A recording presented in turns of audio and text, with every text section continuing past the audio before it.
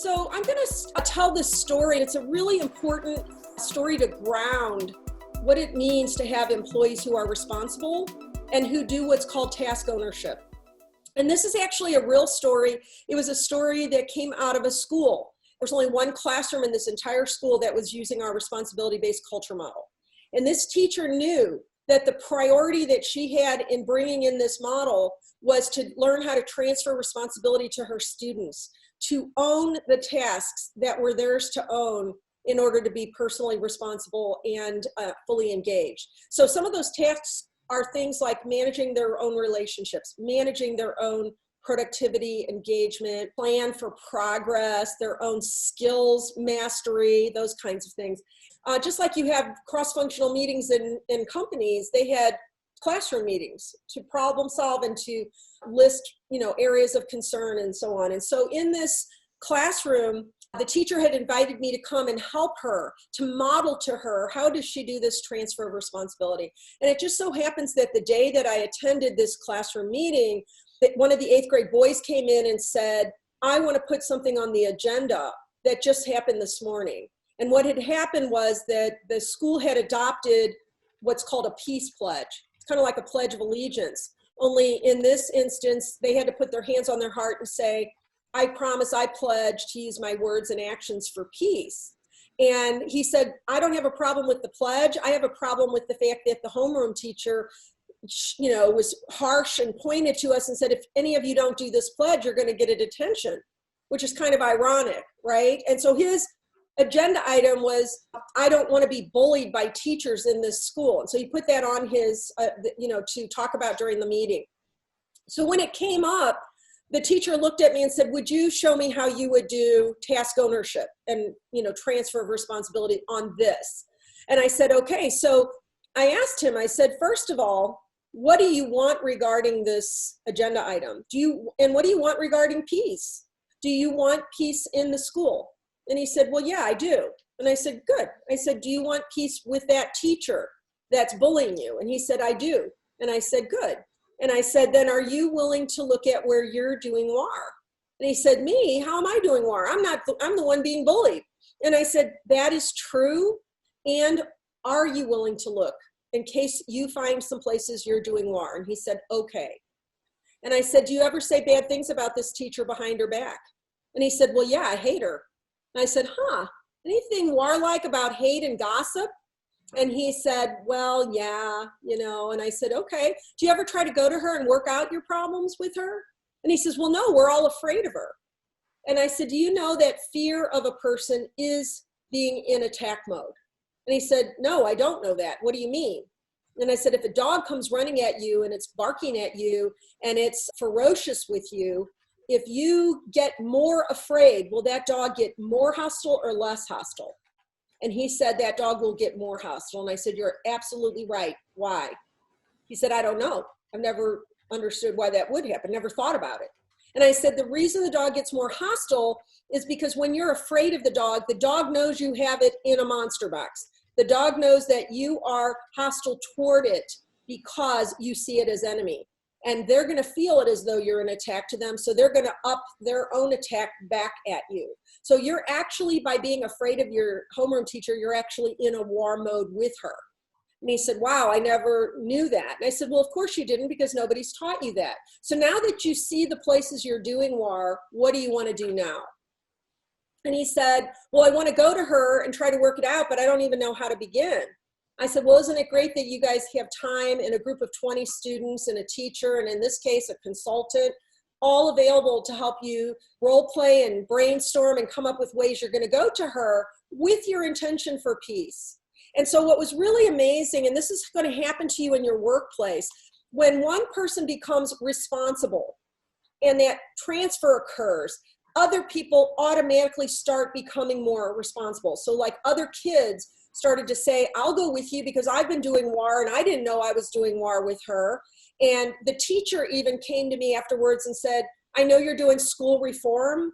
I want to leave my role as a teacher at the end of this year and do school reform with you because I'm tired of looking at all these values plastered all over the walls of the school. They're about as crazy as saying reading is essential and math is crucial, and not having any reading or math classes. And if we don't know how to teach kids to have this responsibility and this ownership and this ability to manage these things like relationships, we're really doing them a huge disservice. So as that student's responsibility rose, so did everyone's.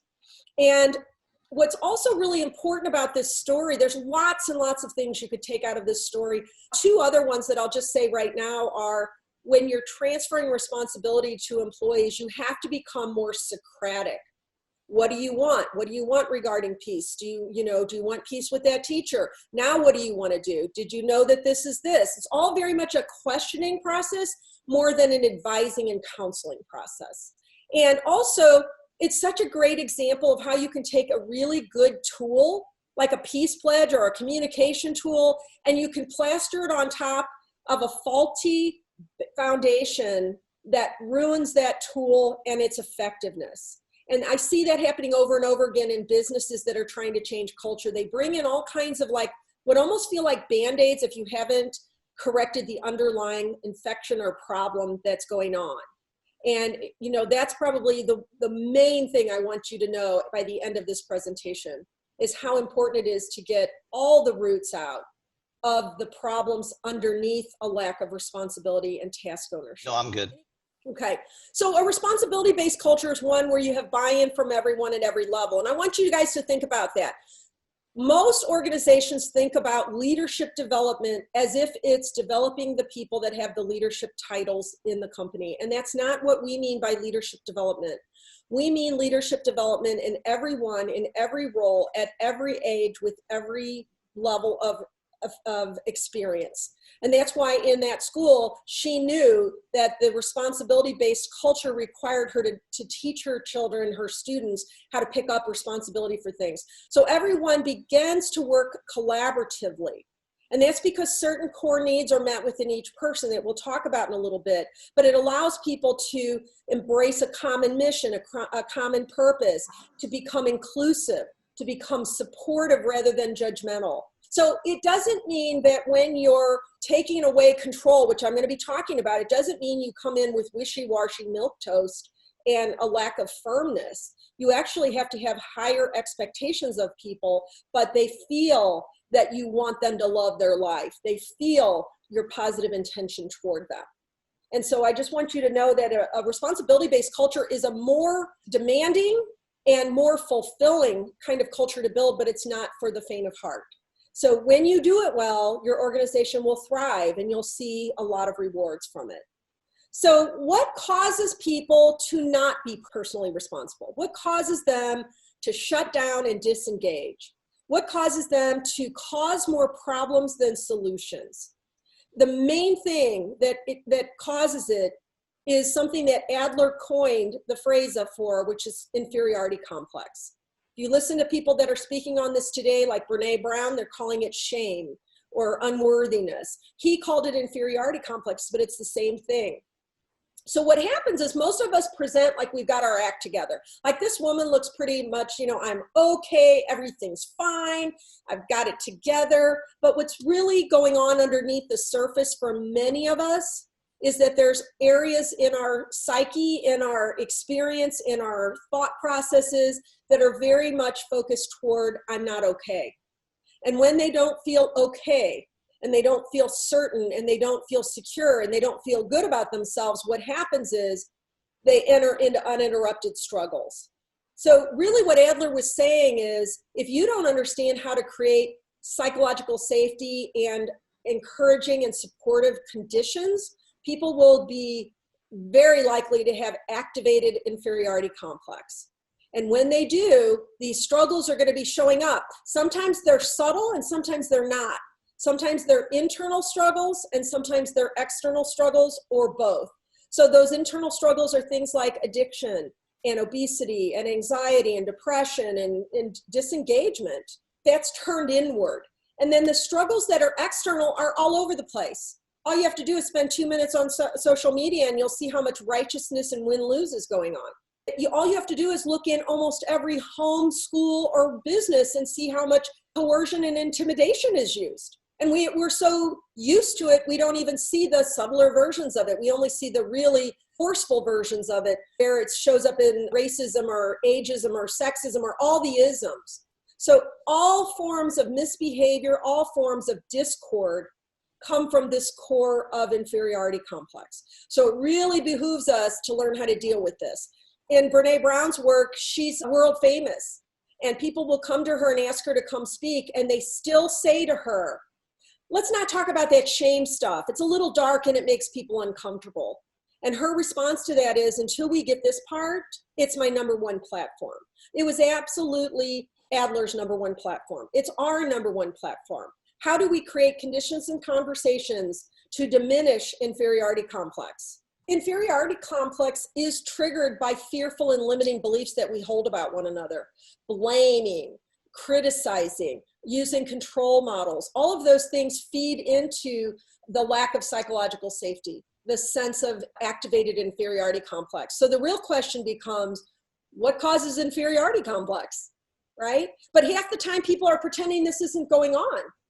You know about it because we hear about how much addiction there is, how there's an opioid crisis, how we have more people on antidepressants than ever before, how we have more battles going on, whether it's internally to the United States or worldwide. So we have all the effects. We just haven't gotten down to this particular root and what causes this root. That's why this is more important for you guys to know than all the tools in the world, because this is mindset right here. And this is uncovering what people don't like to admit or look at. It's more like you're actually experiencing more and more things that are discouraging to you than encouraging to you. And the people that are doing those discouraging things, oftentimes they don't even know what they're doing is discouraging. And you're going to see that when I get into the description of the control models, because those are highly discouraging and interfering. So I'll try to keep tying back. Okay, see how this would affect inferiority complex, right? Because we need to be able to connect those dots.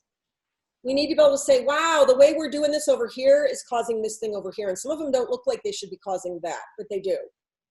We are social beings and we need healthy belonging and significance. Healthy belonging and significance is the opposite of inferiority complex. So you can kind of look at it as a contrast. When we are feeling that, we're feeling empowered. We feel like we have a voice. We feel like we have influence. We feel like we can make a difference. We feel lovable, and lovable is very different than feeling loved. So lovable, if I'm trying to make you feel lovable, I'm listening to you without an agenda to change you. I'm listening to you without criticism, without negative judgment. I'm listening to you with real, true curiosity and real, true receptivity. And I'm listening to your words, I'm listening to your thinking, and I'm listening to your emotions without judgment. I would say this need is so great in people that, and so unfulfilled in people that we don't even know it's happening. Like in my family, I was very loved, but my parents did not know how to see me as a separate person. I was just an empty slate that they were supposed to write on. It's very important that you don't see them as a blank slate that it's your job to build the story upon, because each person already comes with a lot of natural ability to learn and interpret and decide. And the more that we respect and honor that, it's very different than fixing, converting, healing, and changing them. So a lot of people think feeling lovable is feeling loved. It's not, because my parents really made me feel loved. They did not make me feel lovable. Do you guys understand the distinction? I would hold in your head this word, you're delighted by them. Because when you're making them feel lovable, you're not even trying to give them advice or looking for what's best for them. Because my parents, I can tell you, they thought they knew what was best for me, but they never were curious about how I saw the world and what I wanted to bring to the table and what I might even be able to teach them. So when you are helping a person feel lovable, you're actually expressing your delight in them, because you're taking the time to let them be a separate person from you that you're willing to open to. And that's very different than anything you're doing for them. It's so big in our world that this is not occurring. Out of all four of the needs here, there's two that are we're pretty blind to.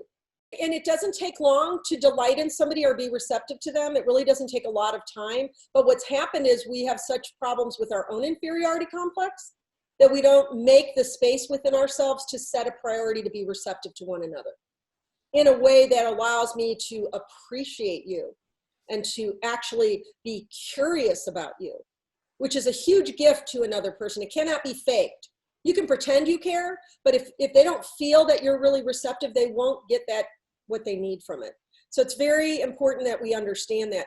Connected is important. If you think about people, like right now, you can even see it in the protests. I don't know, I don't want to get at anything controversial, but I think like I can see the African-American community feeling like the white people are connected with them in this new way. And it's really been interesting to watch that. But even if you take a situation like school shootings or postal shootings, it's usually that the person who's gone crazy has felt completely isolated and disconnected.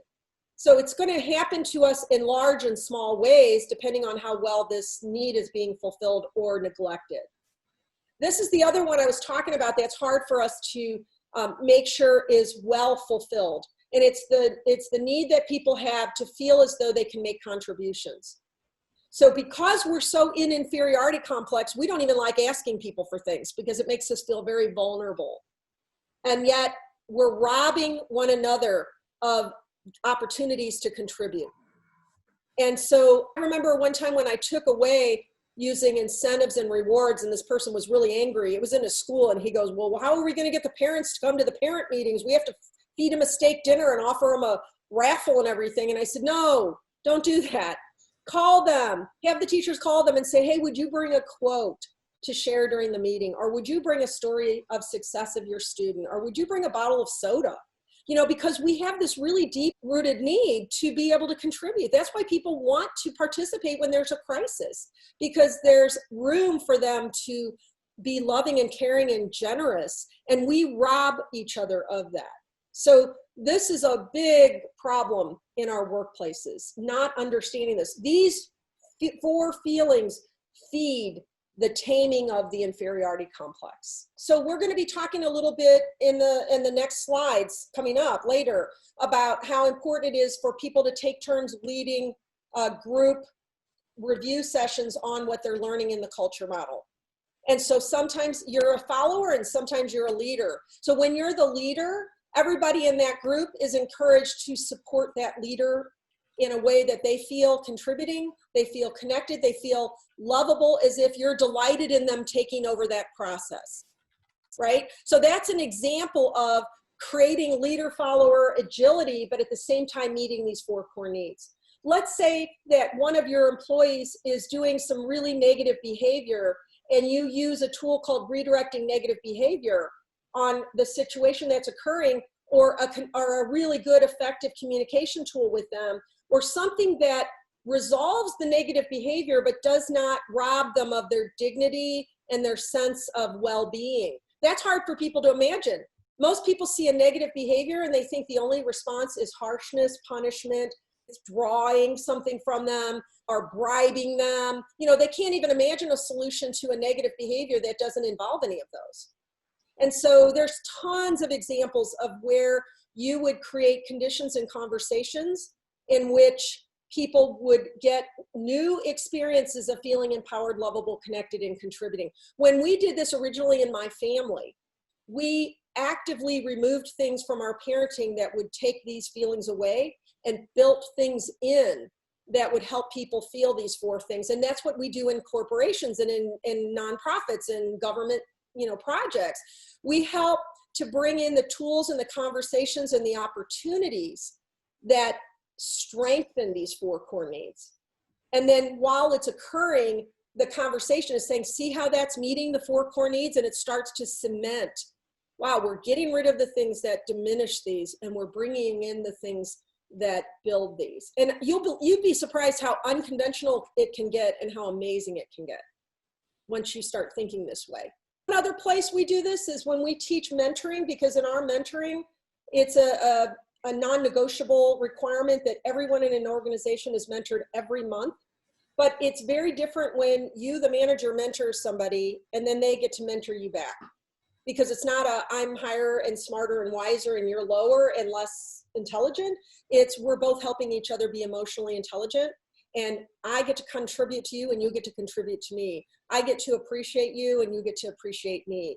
And it's a very strong new practice that most organizations don't do, that is creating this back and forth. Okay, and that's just some of the bigger ones that I would acknowledge. It is a difference between having limiting beliefs and fears about one another and keeping each other small versus seeing holistic and potential within people and then drawing that forth because you have that belief and you know how to draw it forth. Completely different perspective. And you'll see that when we go through the control models versus the responsibility model. The beliefs in a control model are all negative and limiting. The beliefs in a responsibility model are very inspiring and holistic view of people. So one of the things that I want you to know that also gets in the way of the 4 core needs, the personal responsibility and the engagement, is that we don't know how to bridge certain things that are required for strong cross-functional teamwork. So every relationship starts out in pseudo community. So when I first meet people, generally, I'm looking for all the things we have in common. I'm looking for all the places where we're in agreement or where we're more alike than different. In any relationship, this is kind of the honeymoon stage. And it's not bad or good. It just is a fun kind of exploration time. What happens though is people can often get stuck in this way of operating with one another because it feels safe. They're afraid to make waves. They're afraid to get controversial. They're afraid to admit that they have differences. And so that what happens is what is a normal start to a relationship becomes inauthentic, boring, safe, non-creative. And so what happens is once you've been in proximity with somebody or a group over time, you're gonna see where you have differences and where you have different ways of thinking or ideas, all of that. But what we traditionally do in relationships, because of the way we've been conditioned, is we go right away into this idea of I'm right, you're wrong. My job when I'm listening to you is to fix you, convert you, heal you, and change you. Can you see how this is the opposite of making people feel lovable, right? That how many of us appreciate somebody going, let me tell you how wrong you are and how right I am. I mean, we don't like that. We're like, who died made you God, right? So this is the place where people leave relationships. And probably the worst of them is I've got to heal you, you poor pathetic thing that doesn't know as much as I know. I mean, there's even ways people are patronizing in this chaos. It can be sophisticated or it can be crude. It can look like this where they're in obvious chaos, or it can look very subtle. This is where people leave relationships, even if they physically stay in those relationships. They disengage.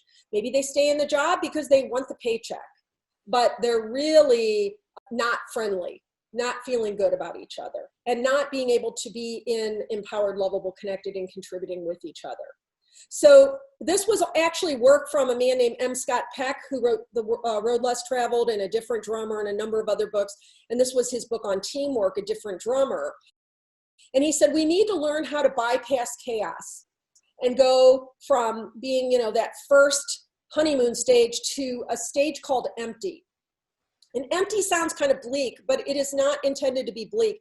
Empty means you're empty of the agenda items that are in chaos. So the agenda items that you're letting go of and empty are the need to fix, convert, heal, or change people. A lot of people don't like this stage empty. It feels passive to them. It feels like, well, we're not rushing to solve anything then. And so we're wasting time. But it's really not a waste of time. Like I tried to pick a picture where the person looked both curious and compassionate. Because when you're in empty, here's the 4 trust behaviors that you're practicing. You're being open, but not for the intention of converting anyone or fixing anyone or persuading anyone. So you're disclosing your thoughts and ideas and feelings, but not with an agenda. You're also receptive to the other person, what they're saying, what they're feeling. You're also respecting them. You see them as a separate human being with a right to have a different viewpoint. And you're even recognizing those differences as something to appreciate or to value or to look for the good in. And so even though it doesn't feel like a lot of solutions are happening, a lot is happening in this state of being with people. Definitely, can you see how this would create a sense of contributing to each other, a sense of lovableness with each other, a sense of connection that doesn't feel icky with each other. So it's a place along the way to authentic teamwork. I would say when you think of chaos, you want to think of power struggle, because it's more like I'm invested in changing you. I'm invested in fixing you. Chaos can be a step forward from pseudo community because at least you're admitting we don't all think alike. But I would suggest that it's better to avoid chaos altogether and learn how to go from just the first level of knowing somebody to that deeper level of being curious and open, recognizing their value. Again, it's that positive thought about people being good and bringing something safe to the table instead of looking at them with paranoia toward them as though they have to think like you. So what happens from that is people move into authentic community from the state of empty only. Until you know people are receptive to you and respect you and recognize you as a valuable person, they will not be willing to solve problems with you. So when you do this well, you organically move into authentic community where now I can be honest with you. Now I can be straightforward with you and ask for what I want and tell you what I expect, but it's going to come from this place of I already know you respect me, so it's not going to be mean. And I'm going to ask you to seek excellence with me, and I'm going to seek excellence with you. And I'm going to make sure that I'm following through when I say I'm going to do something, and I'm going to ask that of you. And so this is where really big work gets done. But you can't skip empty and you can't ignore chaos in order to get to that.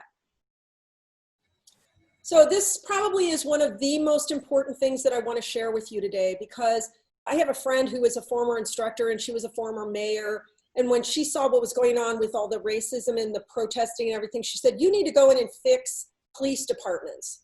And I said, you know, I would not do it that way because the problems are deeper than any presenting symptom. If I were to work with police departments, I would work with a subset of the entire community that police department is in. Just like I would suggest to you guys, when you work in culture change, you don't just do it to one group like the senior leaders. You have CEO to frontline staff in the mix. I also see that the core roots of the problem of racism or anything else are not usually recognized and addressed, and that's the soup I'm going to be spitting in. So I love that I found this picture because it's so completely disgusting. Like imagine you have that bowl of soup and you're ready to eat it and somebody comes and spits in it. Do you really want to eat it? Chances are you'd be too disgusted to want to eat it, hopefully. So Adler actually coined this phrase, spitting in your soup. And what he was saying by this is that sometimes something that we have adopted as though it's wholesome and good needs to be spit in order to get us to let go of it. Because the more we continue to believe it's healthy and a good way to be, the more we will continue to partake of it when it actually is the most important thing to dismantle and stop partaking in. And so what I'm going to be saying to you, the soup I'm spitting in, are all the ways we do control. And they do begin in childhood. They do begin in families, they begin in schools, they go on to be the way that we function as communities and in business. And so it's really important that we understand how long-standing these control models have been and recognize all of the control models that we can possibly recognize. And I'm not saying that these are even all of them, but these are the 4 biggies that we see regularly. And I haven't discovered any other ones yet. First one is one that typically we can recognize a little bit more because, I mean, you can kind of see in our country right now, there are people that are saying dominate and let's be, powerful and make sure that we show who's boss. And then there are other people saying, no, because that becomes very brutal and it really doesn't seem to work very well. And so the belief that we're holding about people is if I think I have to police you or manage you or command you, my belief is that you of yourself can't be trusted. And my job is to make you do what I say or else. So we all know that people are used to operating in that, but generally, that's why I believe we have a 71% disengagement rate. We either have people who are resentfully complying and doing C- commitments, or we have people rebelling and resisting against that. So that one is a little more obvious to those of you that have been studying command and control. And it seems so reasonable if my title is leader or manager that I should manage people, but it's really not an effective approach with people. I would encourage you to stop managing people and lead them instead and develop them instead. This one is more of a surprise to people, using incentives and rewards to try to get them to be good citizens and have good behavior. The belief we're holding about people is it's my job to motivate you, because otherwise you'd be selfish and lazy if I didn't dangle that carrot. And so originally when incentives and rewards were promoted, it was because research showed them to be consistently helpful, but that research was actually based on the work of Skinner, who was a scientist who did all of his studies on animals. And with animals, incentives and rewards are consistently effective. With human beings, those who have really researched incentives and bonuses and rewards and all those things that we dangle out front, it's actually been proven not only to be ineffective, but to be counterproductive. It actually diminishes the internal commitment to the behaviors and the values that people would normally operate from. It gets them off of that and diminishes that within them. And so it's kind of like if you were a little kid and your parent says, I'm going to pay you $1 for every book you read. Your assumption might be it must really suck to read, that parents have to pay me $1 to read, right? And we can also feel kind of the manipulation in it.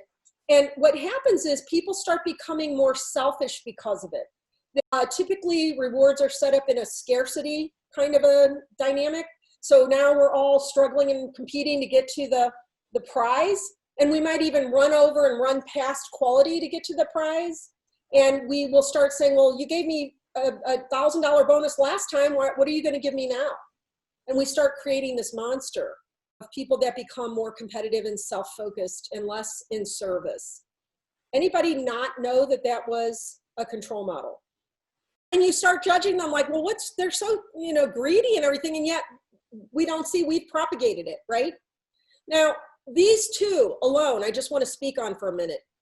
The reason that I'm spitting so forcefully in this soup is because these look like they work. You will hear people say it all the time. I was spanked as a kid and it didn't hurt me. They work in the short run. They work like if I held a gun to your head, I could probably get you to do what I want you to do if you thought I was really going to use it. And they work if I give you a big enough bribe and it doesn't feel too unethical, you're probably going to do what I want. But in the long run, what we don't see is all the negative repercussions of doing these things, which far outweigh what we think of as them working. So that's why I really want you guys to get so disgusted with these that you say, okay, I'm willing to put them down.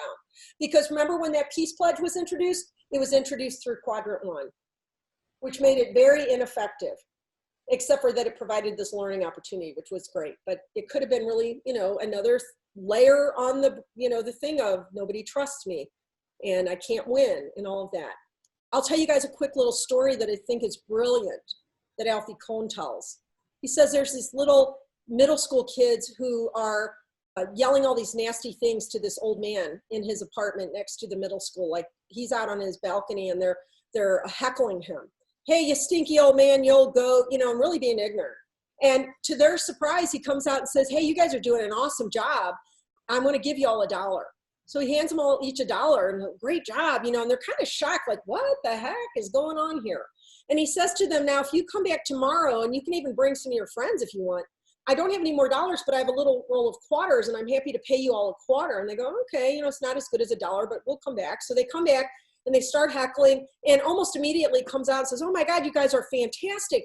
Here's a quarter. And he gives them all a quarter. And he says, now I'm out of quarters, but if you come back tomorrow, I've got a little roll of pennies. I'll give you all a penny. And they said, a penny, forget it. And they never bothered him again. And the reason that is so funny and insightful is he knew that if he could get them focused on his reason for motivating them, that they would drop their own motivation, which was the joy of heckling him. And that's exactly what happens when we use incentives and rewards. So I really recommend you look at Alfie Kohn's work. I was telling earlier about how a CEO was yelling at me down the hall going, what do you mean you're taking away my reward system? Like he felt like, what am I going to do now? I think we're so bought into this way of operating that we don't even believe that there's something better. Alfie Kohn also said this next quadrant is very hard for us to recognize and to halt our behavior in. And it's using judgment and bestowing it from above. And that judgment can be favorable and unfavorable. So it can be, oh, you made me so proud, you're the best math student. Go make me proud. Go get me that big sale and make me proud. Or it can be, I'm so disappointed in you. So when we're doing that, the reason he said this is so hard to recognize and to avoid is because we are pulled into the inferiority complex so regularly that our only measure of relief is sometimes to do these a little bit more subtle bestowing things. Does that make sense? It's easier and less obvious form of rewarding to bestow or punishing to bestow our opinions of people. And what we're really teaching when we do that is your job is to please me. I matter the most. You're less deserving than me. And on one end of the spectrum, you have people who become brown nosers and people pleasers and afraid to be themselves and overly concerned about what people will think of them, which, desperately affects creativity and innovation and even healthy pushback on authority, right? Healthy pushback on authority, but pushback. And we did this one exercise, and I won't go into detail, but I've never, ever seen anybody confront or reject the authority figure in the exercise, ever. So we're really taught this people-pleasing thing. At worst, people will look at the person who's bestowing and think, who died and made you God? And we'll really have kind of an F-you attitude about them in our head that shows up in subtle or not so subtle ways that we resist and rebel. This is another one that surprises people, pampering and spoiling them. And by pampering and spoiling, I'm not so much talking about giving them ping pong tables or anything like that. I don't mean that kind of thing. I'm talking about when we do for people what they're capable of doing for themselves, when we say things they already know, when we police them in a helicopter way with them, we have little faith in them. Like a really extreme example is the parents that paid to have their kids' test scores altered so that they could get into the Ivy League schools. That's not very much faith in your kid that you think you have to bribe the system and overcompensate for them. And that you would think that you would create a very responsible, ethical child from that is crazy. And the same thing happens when we enable people, when we overcompensate and we create assumed inadequacy within them.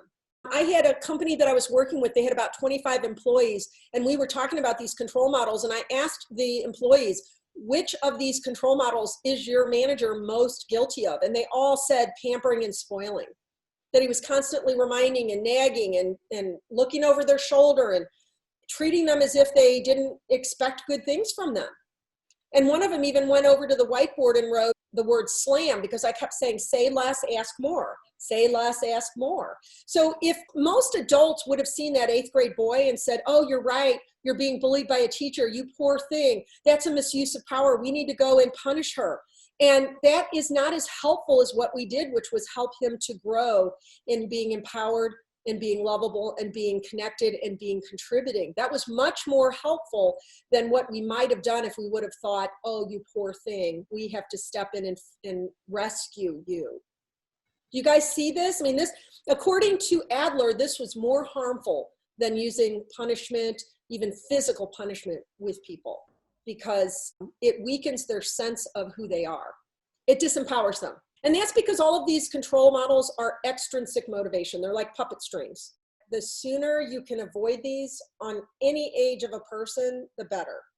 And that's been my personal experience as a mom of 5 kids, but also in working with parents and teachers on this work. It's kind of a dangerous mindset to say it's okay to do a lot of this when they're really little. Even the way we do firmness and set boundaries doesn't have to be the autocratic way. It has to be firm, but it can be respectful and firm, which is very different than what it typically feels like in an autocratic. Recently I heard, and I'm not trying to make this a political debate, but it was interesting to me, where President Trump suggested people throw away the gentleness when they're treating criminals when they're being arrested, like shove them in that car and show them that you're upset with them.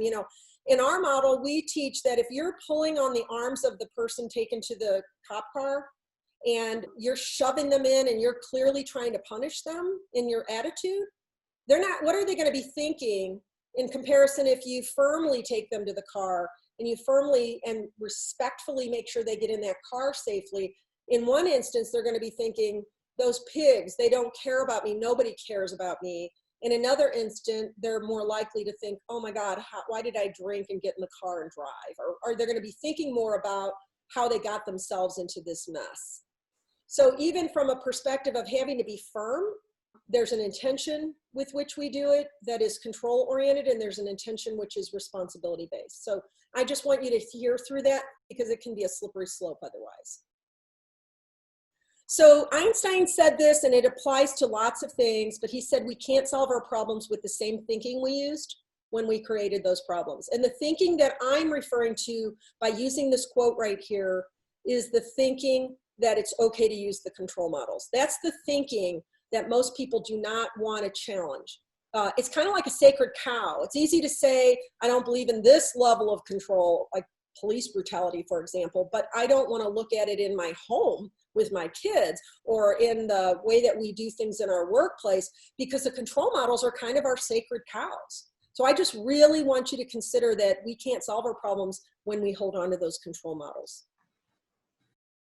So what do we do when we're creating a culture of responsibility? The first thing is that it's a shared power approach. And instead of having all those limiting and fearful beliefs, we're holding a positive belief about people. Either they are great and we're remembering they're great, or even if they're not acting great, we know they want to be great. And if they're not showing up great, the assumption is always in this model that there are conditions and conversations that are a barrier to them having their 4 core needs met. So we want to keep cleaning that up, and we want to keep providing a healthy leadership approach to them. So instead of managing and bribing and pampering and judging them, we want to provide mentoring support to them. And it doesn't mean that you, the leader, have to do all the mentoring. It just means I want to make sure everybody in my entire organization is receiving opportunities to have that transfer of responsibility to them so that they pick up those tasks that are theirs to own. So those tasks are managing relationships, managing productivity, managing engagement, managing mood, managing your plan for progress. All kinds of things fall under that. But if you provide a mechanism for them to continuously be trained and then supported in emotional intelligence, which is self-awareness and then taking action into self-management, social awareness and taking action into managing those relationship dynamics. Now you've really cultivated people who, instead of being greedy and self-centered and entitled and rebellious, become fully engaged and self-directed.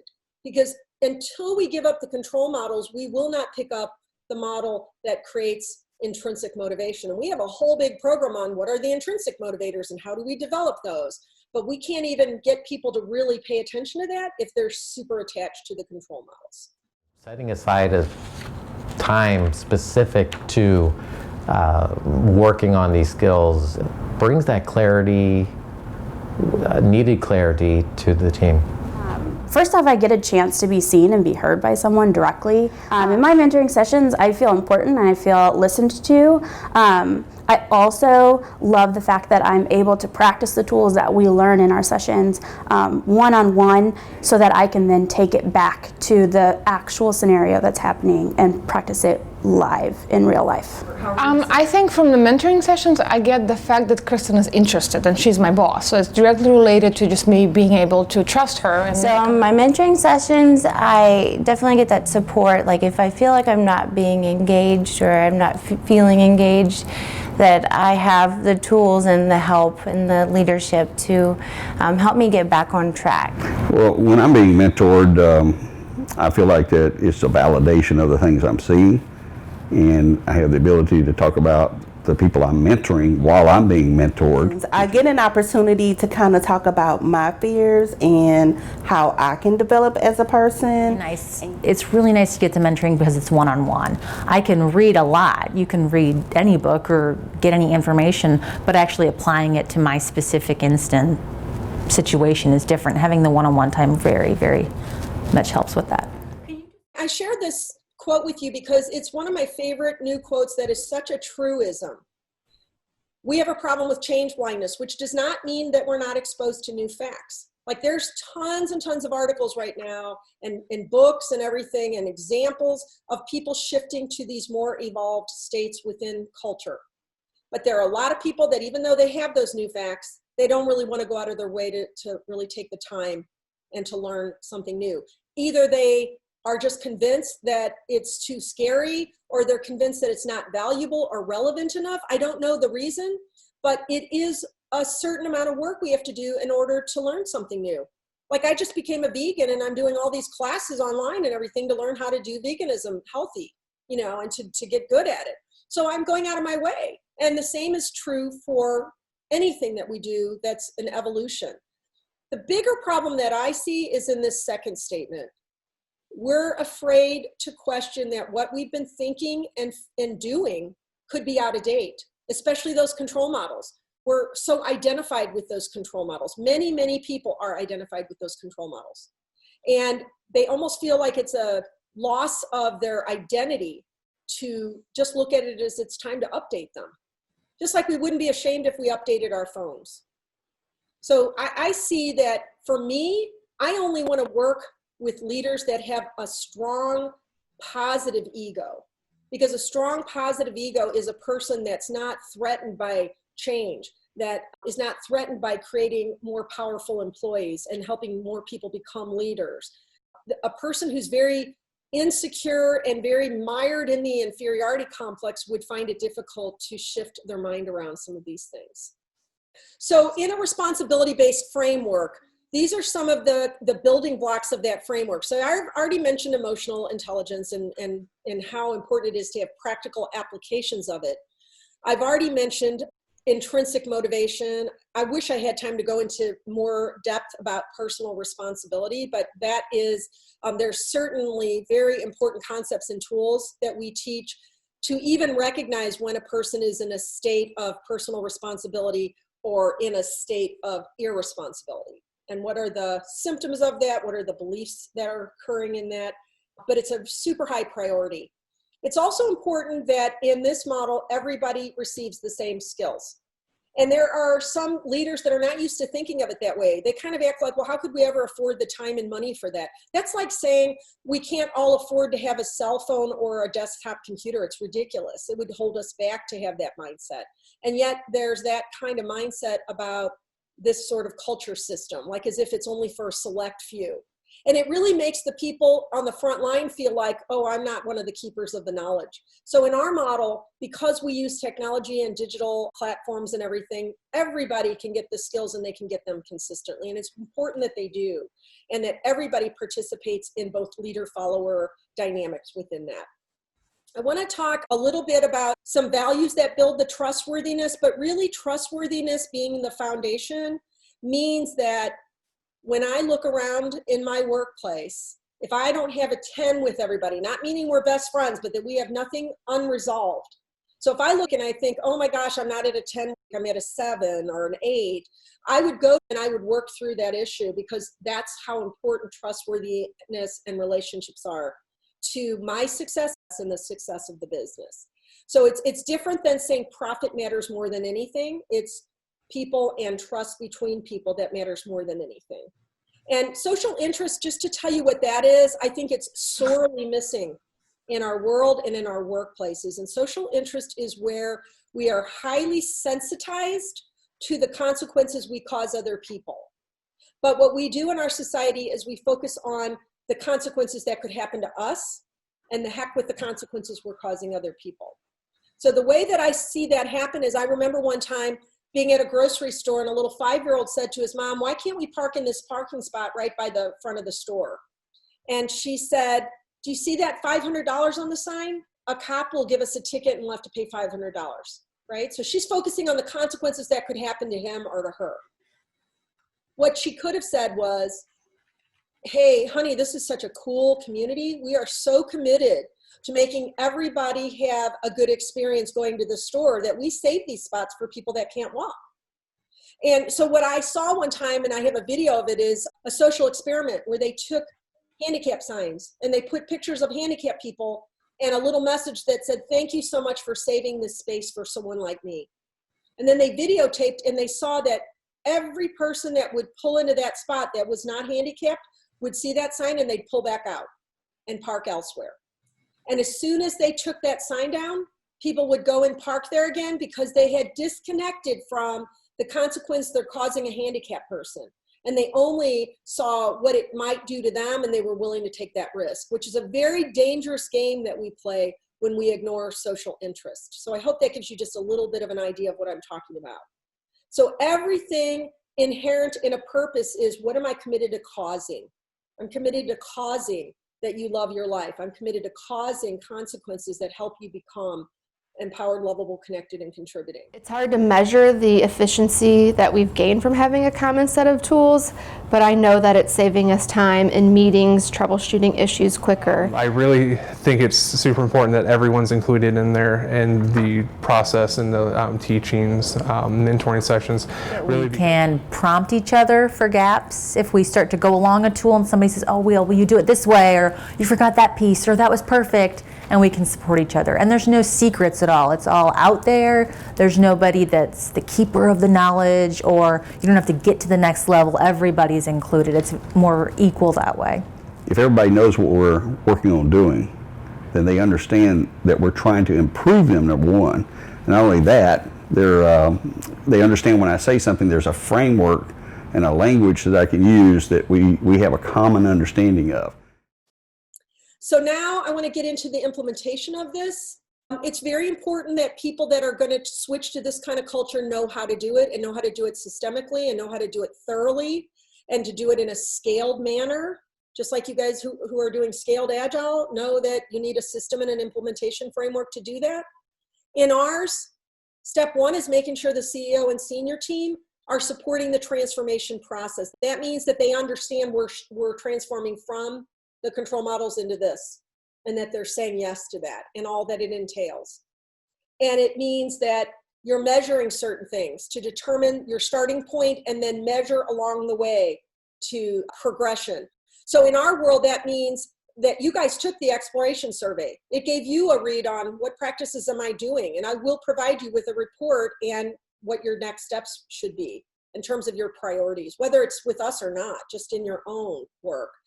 We also use a temperament assessment, which we then weave into our program. It's kind of like a DISC or a Myers-Briggs, only it's color. So whatever you use in your implementation framework, it's a helpful social intelligence tool to understand the differences between our temperaments as people, and how to understand what's most valuable to different types of people, and how to communicate effectively with them, and so on. And then this one is my absolute one that I value the most, which is measuring how well do my people understand and approve of purpose, values, and visions, and then goals, procedures, and roles. And it's in that order. Do they understand and approve of these things? You know, are there areas that I need to clean up around these?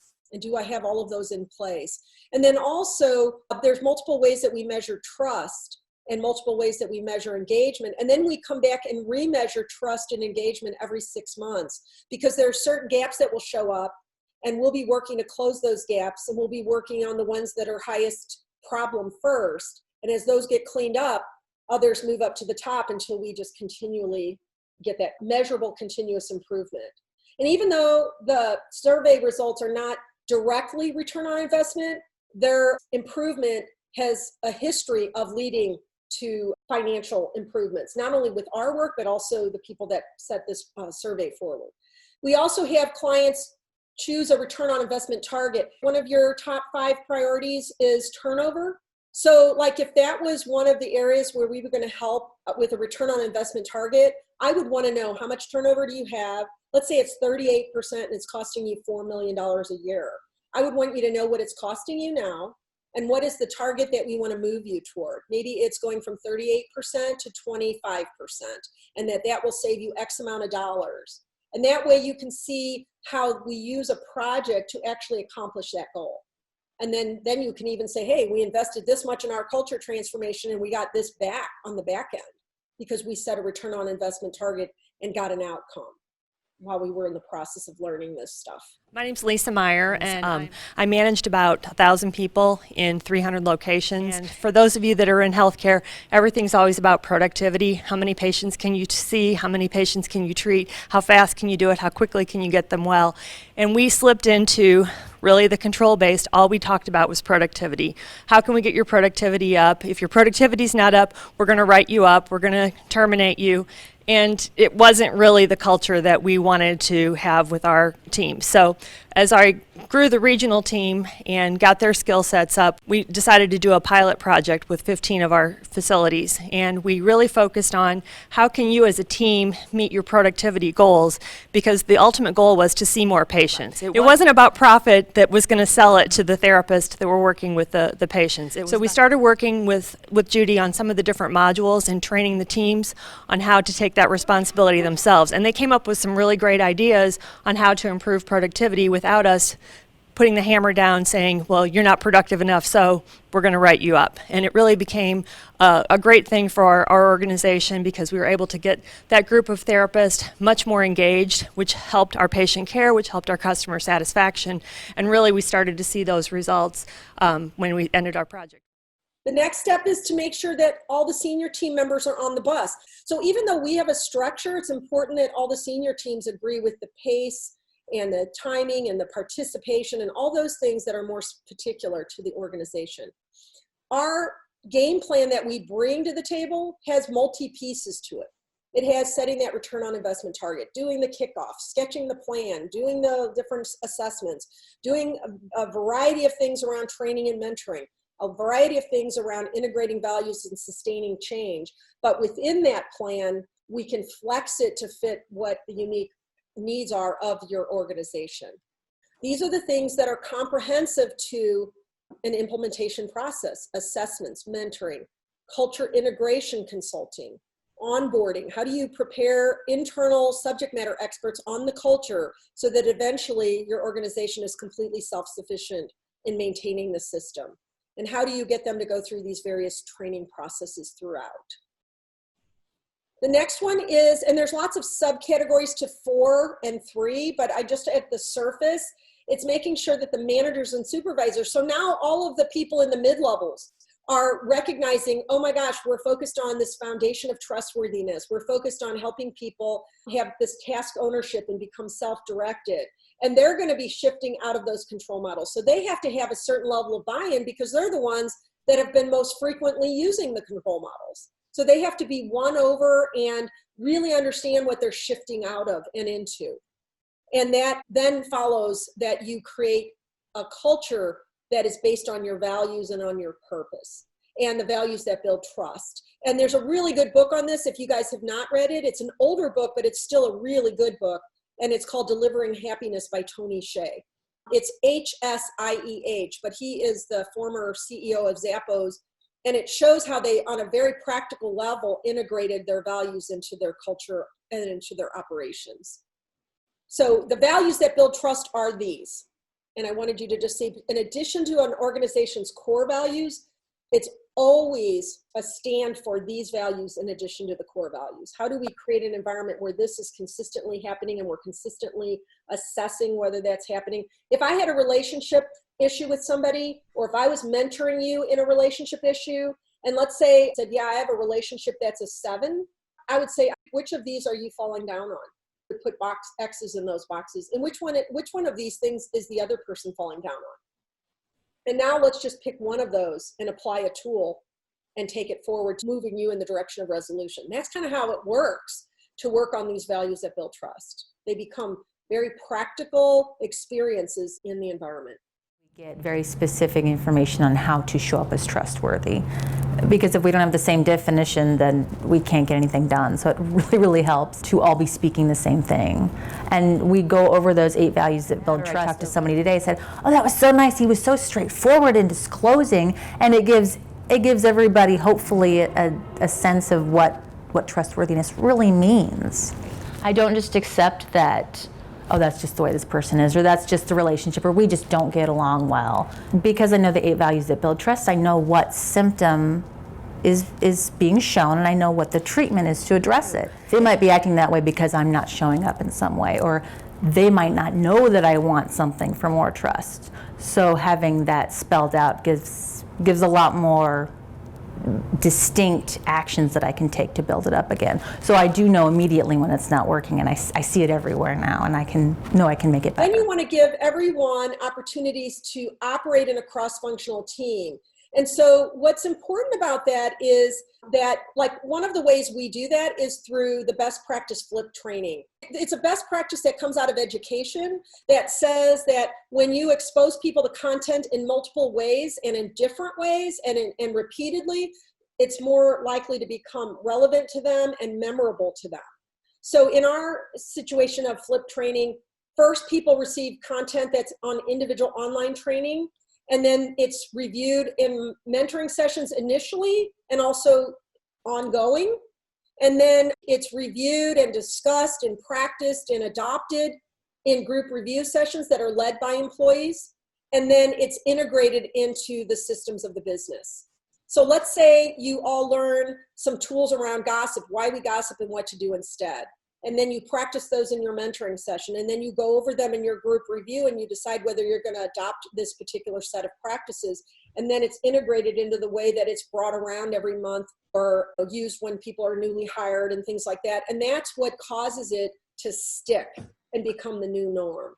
So in our work, one of the biggest ways that we help that cross-functional teamwork improve is by having everybody take turns in the group review sessions, where they get to practice being a leader and a follower, and also in the monthly mentoring, especially when it's reverse mentoring or peer mentoring. It creates that healthy cross-functional ways of functioning together.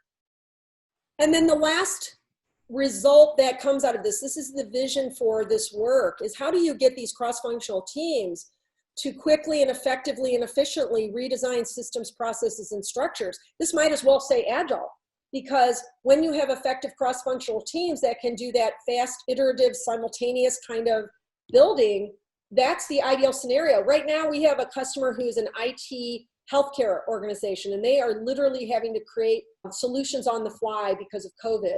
And they keep writing me, telling me how well they're doing because they have such strong trust and teamwork and high levels of communication and faith in each other. And that's really what you want your end game to be.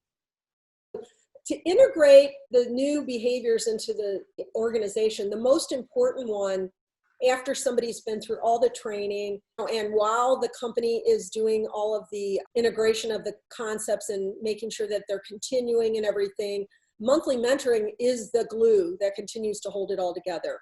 So what happens in our companies is that people create their own subject matter experts. They can manage the process ongoing. They have teams of people that will help onboard new employees, but the mentoring is where the rubber hits the road every single month, every single person, no exceptions. We super emphasize the importance of not mucking with the process for the mentoring, not involving other conversations within the mentoring, and not skipping the mentoring, because it's a very important way to continue to integrate what's been learned and apply it actively. We also believe it's important to assess and course correct, whether it's around the return on investment target and or trust, alignment, and engagement. You need to know, it's kind of like when you go to a physical trainer, you got to get on the scale so that you make sure that you're continually improving. And it's integrating things into the practices. So like when we teach, just as an example, when we teach tools on how to stop gossip, that's just a very tangible example. When new employees are hired every quarter, an organization might say, hey, go and welcome them and go and make your mind trust with them, which is going to them and saying, hey, I promise you I won't say anything bad about you behind your back. You can count on that from me. And I promise I'll come to you if I have any problems with you and work them out with you. And I promise that if anybody comes and starts to say bad things about you, I won't listen to them. And I'll politely, ask them if they want to do healthy venting, but I won't let them just rip on you because I'm making that commitment to you. And I also promise I'll try to get them to go back to you and work it out so that they don't hold on to that grudge or take it somewhere else. So that's can you imagine being a new employee and having people come to you and do that with you, which also strengthens the employees who are doing that activity. And it's reinforcement from the organization that we are not only saying that these tools are important, we're going to ask you to apply them at different points of time in your time here. And we're going to even commit committees to bringing around certain aspects of those tools on a regular basis, along with the other 30-something tools, so that this is all our new norm. So here are the commitments that you guys want to think about if you're going to go to a systemic change around a responsibility-based culture and to implementing a very comprehensive framework, whether it's your own or someone else's like ours. The two main questions are around the change blindness, that quote that I shared with you. Are you willing to go out of your way? That's the biggest one. You have to go out of your way in terms of time and money and commitment to building capacity for what you're doing. So it is a going out of your way. And in our model, it's an 18-month process that takes about 4 hours a month. So it's not a mammoth commitment, but it's a commitment. 4 hours a month is 4 hours a month. Are you willing to consider and choose to consider that your past beliefs around the control models could be outdated? Because if you cannot do that, you will be less effective in picking up a responsibility-based culture. Is you have to be humble enough to go, you know what? I'm willing to think that those might not be the best, and to try on really put aside and really dismantle those so that I can bring the new in without contamination. This time is yours. I wanted to make sure that you had opportunities to talk about your own concerns, questions you have, comments you have.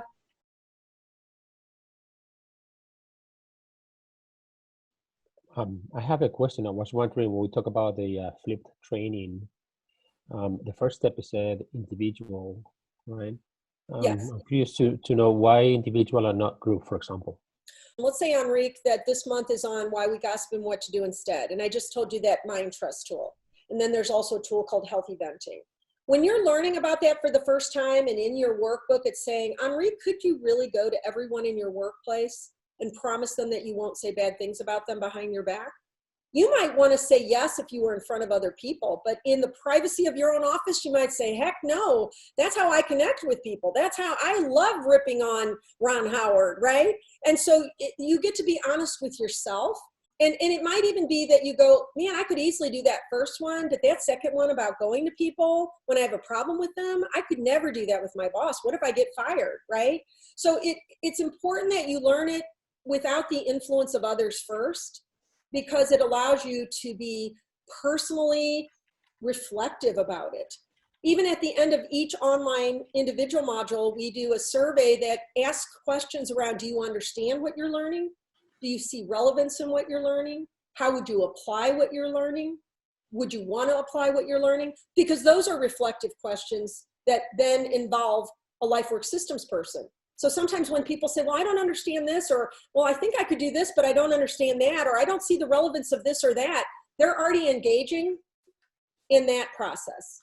And then when they go to the group review, it's not only helpful that they're going over the same content another time where it maybe clicks in a little more, and they're hearing other people's perspective on it, they're deciding whether they're willing to do it, and they're deciding if they're going to even practice it and apply it right then, for example.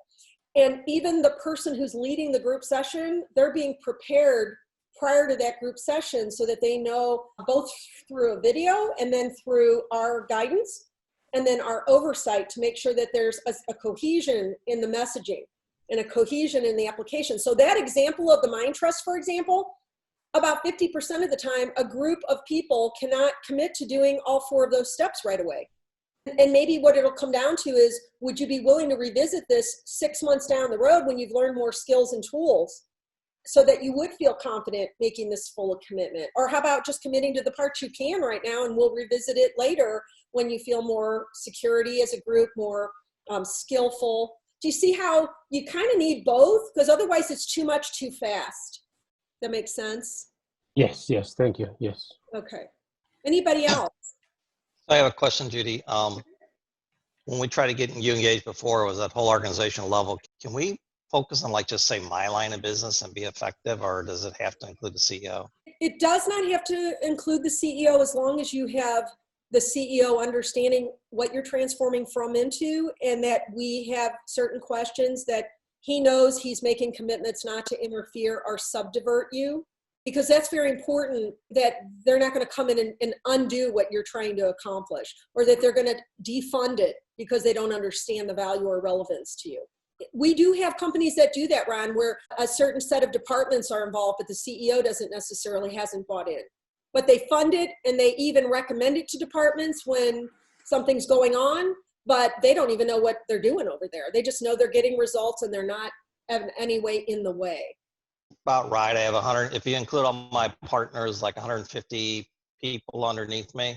Over in O'Fallon? Yeah, and it's about 80 to 90, I'll just say employees. But we're running into, I've had very recently, I'll just say the culture is not percolating down to everybody. We're running into issues and we need to do something. Otherwise, I'll use the analogy. If you grow too fast, you'll self-destruct because you don't have, I keep saying, the infrastructure in place.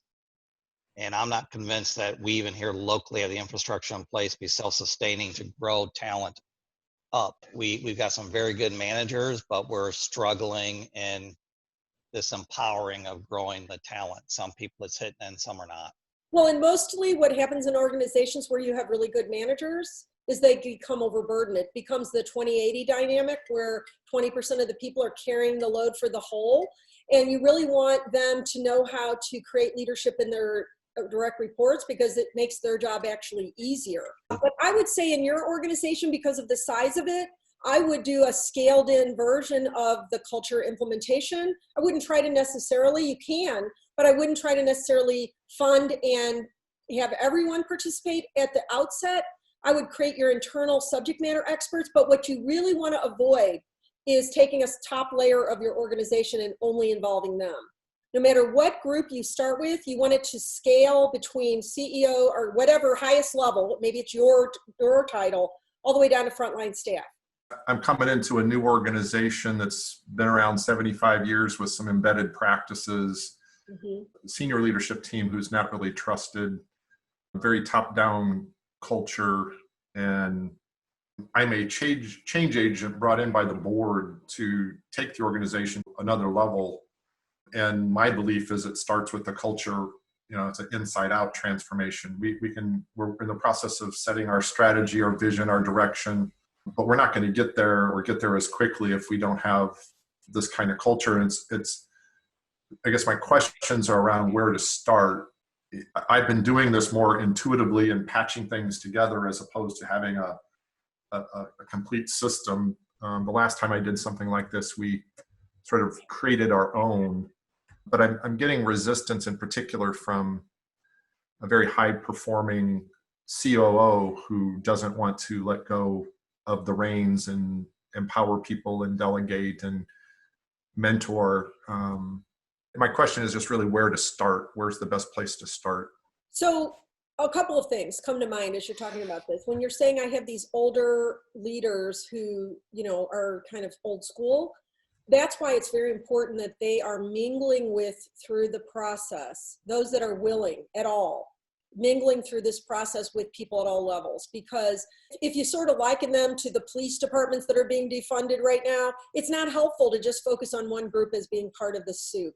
We're all in a group dynamic together. This group dynamic is much bigger than any presenting symptom. And people sometimes don't even know there's a new way to do it. Like, you know that there's a responsibility way to do it, but I bet a lot of those leaders have never even been deeply exposed to that or have been even shown that it's been proven to work. So they're still kind of on that idea that everything they're doing just needs to be done a little harder for it to be useful. So, I mean, it's kind of like Alfie Kohn says, you start getting bad behavior from the control models and it just reinforces in their mind, you just need more control. I mean, you just see that sometimes. So I would say where there is any receptivity in a high level executive, bring that executive to the table first. I would also say COOs are super important to this process. It's generally the place we come in is with the chief operating officers because they're usually a little more accessible than the CEO, and they're not as conventional as the HR executives who tend to be very threatened by change in general. I know it's a sweeping generalization, but COOs more than even CFOs, they care about performance and productivity as the highest priorities. So when you get them bought in, they are the strongest champions, and they're generally where we come in the door. So I would say if maybe the time spent with educating the COO and letting that COO lead the change process with you would be the best way for you to get it adopted into the organization. Because right now it feels like that person is holding a barrier between you and the change that you believe needs to happen. Is that true, Ron? Is that where? Yeah, it is. and they hold a lot of power. So I don't know, do you have a belief that they'd be able to be won over if you could give them compelling information on this? I'm believing it may be a are you on the bus conversation. Yes. I'm not sure she is able or willing to. If she's not, what you can do, I would say would be the next best place to start, would be to create a team of people from all levels of the organization that you believe would be good first adopters of this, because there's nothing more powerful than a success story to promote the next group. I'll just tell you a funny story and a sort of sad story. I was working in an organization where the CIO brought us in to do a project. And one of the tools that we teach is called the frustration tool. And in the frustration tool, the process goes like this, and I'm going to use it like as if it's a family example. Ron, I don't like it when you leave the toilet paper roll empty. So I'm saying I don't like it when you do this behavior. Because what I want is I want us to be a family that has each other's back. And I want to know that I'm peaceful when I go in the bathroom, that I'm going to have everything I need. So what I want from you, this is the third thing, which is a change of behavior request. What I want from you is to commit to changing over that role if you're the last person to use the last piece of tissue. Are you willing? So this very timid secretary in this project area had a CFO who had not been trained in this culture approach. And he was the kind of leader that almost prided himself on leading by intimidation, very old school. And he worked with this secretary about half time, and he would make meetings with her, and then he'd cancel them, but he wouldn't tell her. So she'd get to the meeting and she'd be freaked out. Did I go to the wrong place? Did I have the wrong date? Did I have the wrong time? And this happened repeatedly, and it was very disrespectful, and it much frustrated her. And it wasn't until she saw this tool that she realized, wow, this tool would help me address this without ripping anybody apart or hurting anybody's feelings, because that's really what her highest priority values were. Harmony, respect, inspiration, good teamwork really mattered to her. So she went and she practiced with her coach on how to use the tool with this person who was her superior, right? And she went to him and she said, I'm going to pretend it's you, Ron. Mr. Ekstrand, I don't like it when you make meetings with me and you cancel them without letting me know that you've canceled them, because I want us to have a lot of mutual respect, and I want to be the best administrative assistant you could have, because I know what I'm doing and where I'm supposed to be, and I want your support for that. So what I want from you is to ask that you call me, email me, or text me if you cancel or change a meeting. Are you willing to do this? So she followed the pattern. This is what he said. How dare you? Who the hell do you think you are, lady? I pay your paycheck. You don't pay my paycheck. Can you imagine this timid person who's like no make waves kind of person? So she calls me up afterwards and she tells me, and I said, are you shaking about now? And she goes, yeah. And I said, all right, you know that we say, whose yard are you in? Like when you think about your yard was to go use this tool and to use it masterfully. How did you do in your yard? And she said, well, when I think about that, I'm actually really proud of myself. I said, yeah, your yard looks really good. His reaction, whose yard is that in? She said, it's in his yard. And I said, then remember, the rule is mind your own business, which means don't mind his yard.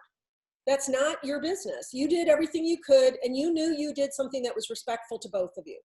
So I just ask you to train your mind to stay in your yard and be proud of your interaction with him. And so about 6 months later, she called me and she said, I just have to tell you, he's never done it to me again. And not only that, he keeps coming over here and saying, well, what's this stuff you guys are doing over here? And she'll say, oh, it's just this Lifework thing we're doing. And she kind of downplays it, you know. And they'll say, well, we have a lot of gossip over in our area. And she'll say, well, we used to have that problem too. And we have a lot of people that are being really disrespectful. Yeah, we used to have that problem too. And then she hears him going into the CIO's office and saying the same thing. What's this stuff you guys are doing over here? Because what happened was people would leave his department to come work for this department, and they could not believe how different it was. And so the word was getting out. And even though he still wanted to kind of hold on to that intimidation thing, he was being persuaded by the results that they were getting. So I would not lose heart, Ron. There's got to be people there in that size of a company that are willing to understand the evolution of what's happening. One of the things we have are a set of industry articles written by Forbes and Inc. and all, and now we have about 15 of those articles. And we actually download them and mark them to show where the current trends and the kind of culture needed to meet those trends. and highlight where our culture model converges with all of that. Because you have to take your leaders and connect the dots for them about how this is going to keep them competitive, how this is going to fit into the trends that you're moving toward, which I think you had quite a few of them: digital transformation, globalization, whatever yours were. So it's a tricky walk that you have to do, because you want to find a way to create success and then continue to have the conversation with them about that success. And I know you did say turnover was one of your big challenges. I would pick an area where perhaps there's turnover, but really good leadership in place, because that could be a return on investment target that you can measurably show financial gain, which it also speaks loud to executives. Is there anything else you have around that? Well, one of the things we're doing, the turnover is primarily in our frontline positions. They're called direct support professionals. And the approach we're taking is using a standardized instrument that was designed for our industry to select people on the front end who are a fit for the culture we're trying to create. Because I can teach them how to work with a child with autism and how to do lifts and how to de-escalate and, you know, use tools and that. But if their values are not aligned, and if they are not a good fit for the role, if they don't at the fundamental level have honesty and humility, they're not a good fit for the role. And so the tool has been used before to drive my turnover from 50% down to 25% and shift the culture by bringing in the right people. I think it could have worked even better, though, if there was this cultural support for what we're trying to do. I mean, it almost sounds like, are you using something like predictive index? Actually, we're not using predictive index. We were thinking about using predictive index as one of those connector tools so that we can learn about each other and each other's differences and our styles and that. So we have a person on our board who has the license to do it for their recruiting at an accounting firm, and he's going to allow us to piggyback on that. You know what? I really, really like that tool, but I also like for the masses, I really like the intrinsics tool, but I think for you placing people, but one of the things we do with organizations is once this culture model is in place, we help them to design hiring questions, interviewing questions, and various behavioral aspects before a person is hired, because you're right, you want them to have a connection to your core values, but you also want them to be a person that would be receptive to the kind of practices you're asking them to do in this kind of a model, which are not the old school practices. So knowing their receptivity and that they're coming in with their eyes wide open is super important. We've had people that have hired a less skilled person because, like you said, they're a better fit for the culture. But if you guys don't even have the culture defined, you'll miss some of those features. So yeah, I'm glad that you value those things, those assessment tools, because they're very powerful. I'll send you some handouts on more detail. Like there's a lot of really beautiful detail on the 4 stages to authentic community. There's some handouts on, the 4 core needs and how to recognize where they are being supported or diminished. I'll send you some information on the process itself of the implementation so you have that.